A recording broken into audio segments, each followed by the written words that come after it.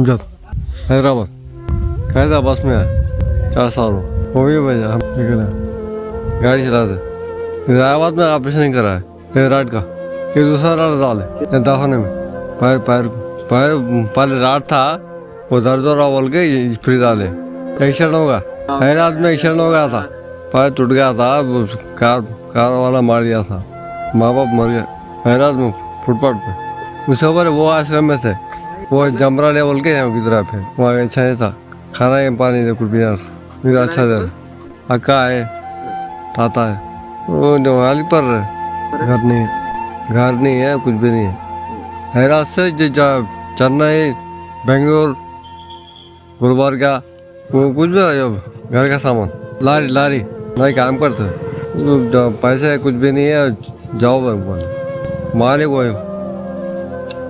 है इसका नाम मुसलमान का था पैर टूट गया बोल के भिजा दी हाँ शादी हो गया था 4 साल हो गया था बाद में वो इंजेक्शन हुआ बोल के आ गए वापस बेबी जाओ बोले नेवाल में तो चल जाओ बोले कहते ना वो नेवाल दो अब पैसे दिए तो कमा के दिए तो देते घर में बैठे क्या देते पैसे बच्चा जग हसीना पटा इधर कि नेवाल वही थे हैदराबाद में वही फुटपाथ ಸಿಂಧನೂರು PWD ಕ್ಯಾಂಪಲ್ಲಿ ಒಂದು ಹೋಟ್ಲಲ್ಲಿ ಮುಂದೆ ಕುಂತ್ಕೊಂಡಿದ್ರು. ನನಗೊಬ್ಬರು ಫೋನ್ ಮಾಡಿದ್ರು, ಇಲ್ಲಿ ಯಾರೋ ಒಬ್ಬರು ಹ್ಯಾಂಡಿಕ್ಯಾಪ್ ಇದ್ದಾರೆ, ಅವ್ರನ್ನ ಕರ್ಕೊಂಡು ಹೋಗಿದ್ದೀರಾ ನೀವು ಆಶ್ರಮಕ್ಕೆ ಅಂತ ಕೇಳಿದ್ರು. ನಾನು ನೋಡ್ತೀನಿ ತಡೆಯಪ್ಪ ಅಂತ ಬಂದೆ. ಇವ್ರು ಕೇಳಿದೆ ಯಾವ ಊರು ಏನಂತ ಕೇಳಿದೆ. ಒಂದು ಕನ್ನಡ ಒಂದು ಹಿಂದಿ ಎಲ್ಲ 3 ಭಾಷೆ ಮಿಕ್ಸ್ ಮಾಡಿ ಮಾತಾಡ್ತಿದ್ದ. ಯಾವ ಊರಪ್ಪ ಅಂದ, ಹೈದ್ರಾಬಾದ್ ಅಂತ ಹೇಳಿದ್ರು. ಆಮೇಲೆ ನಮ್ಮ ಆಶ್ರಮ ಕರ್ಕೊಂಡು ಹೋಗಿ ಕೇಳಿದಾಗ ಇವ್ರ ಉದಾಹರಣೆಗಳು ಎಲ್ಲ ಚೆನ್ನಾಗಿ ಹೇಳಿದ್ರು. ಏನಂತಂದರೆ ಇವರೇ ಒಬ್ಬರು ಡ್ರೈವರ್ ಅಂತಂದರೆ ಜೀವನ 2 ಕೈಯಲ್ಲಿ ಹಿಡ್ಕೊಂಡು ಬದುಕುವಂಥ ಜನ ಡ್ರೈವರ್ಸ್. ಇವರು ಅದು ಇದು ಗಾಡಿ ಹೊಡ್ಕೊಂಡು ಅವರು ಹೆಂಡ್ರ ಮಕ್ಕಳ ಸಾಕೊಂತಿದ್ದ. ಇವ್ರಿಗೆ ಆಕ್ಸಿಡೆಂಟ್ ಆದಾಗ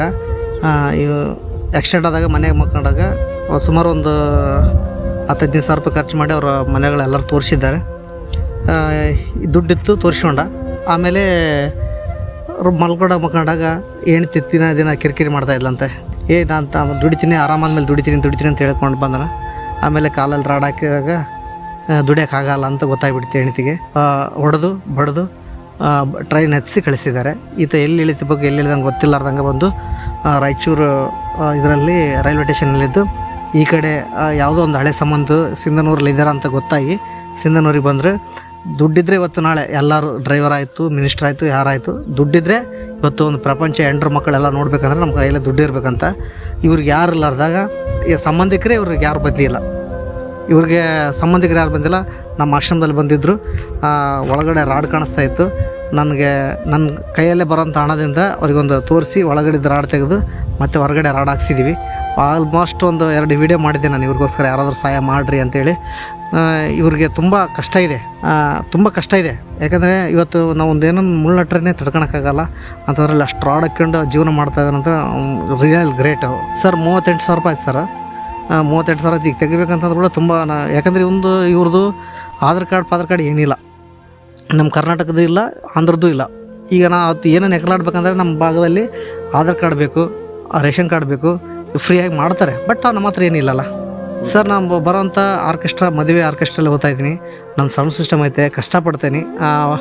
ದೊಡ್ಡ ಸೌಂಡ್ ಒತ್ತಾಕಿ ಮದುವೆಗಳಲ್ಲಿ ಮನೋರಂಜನೆ ಕಾರ್ಯಕ್ರಮ ಮಾಡಿ ಅಲ್ಲಿ ಬರೋಂಥ ಹಣದಿಂದ ಈ ಒಂದು ಸೇವೆ ಮಾಡ್ತಾಯಿದ್ದೀನಿ ಸರ್. ಅದು ರಾಡ್ ತೆಗೆದು ಅದು ಒಳಗಡೆ ಏನಾದರೂ ಹಂಗೆ ಅದು ಏನನ್ನ ಇದಾಗಿತ್ತಪ್ಪ ಅಂದರೆ ಕಾಲು ತೆಗಿಬೇಕಂತ ಹೇಳಿದ್ದಾರೆ.